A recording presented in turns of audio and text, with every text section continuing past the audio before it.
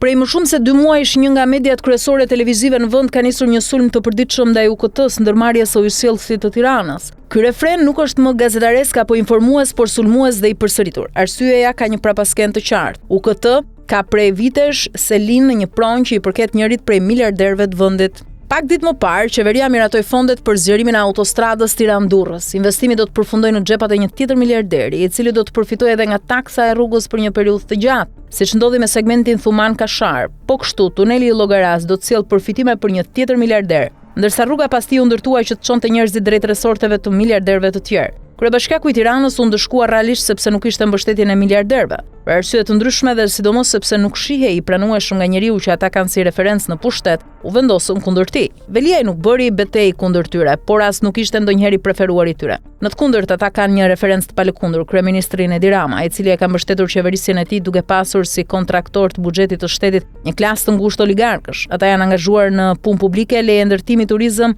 catering, diplomaci e media. E keqja është se edhe opozita e Sali Berishës është po aq e varur nga kjo pjesë e shoqërisë që kontrollon buxhetin e shtetit. Ata e financojnë, mbështesin dhe i sigurojnë marrëveshjet për kompromiset e nevojshme. Në realitet, Shqipëria i ka dorëzuar fatet e saj tek miliarderët, ose si quhen rëndom, oligarkët. Janë njerëz që kontrollojnë gjithçka në këtë vend, madje edhe ndërtimin e partive të reja apo financimin e figurave publike që shfaqen si fantazma. Do të ishte më e ndershme që këta miliarderë të pranonin hapur se janë pushteti real i vendit dhe të përballeshin me kërkesat e njerëzve. Por këtë nuk e bëjnë, sepse nuk janë qytetarët më shembullor të Republikës. Ata janë evazor fiskal, kanë lidhje me krimin e organizuar dhe nuk kontribuojnë në mbrojtjen sociale as për të punësuarit e tyre.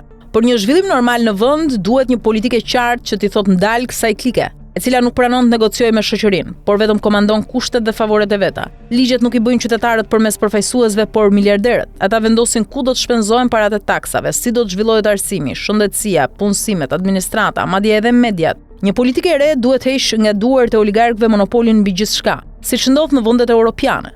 Nuk mund të kenë të gjithë sektorët ndërtimin e rrugëve, rrjetin e hoteleve, ushqimin, shëndetësinë private, shkollat, universitetet dhe tashmë edhe industrinë e mbrojtjes. Së paku gjysma e shërbimeve duhet t'u kthehet qytetarëve dhe shtetit.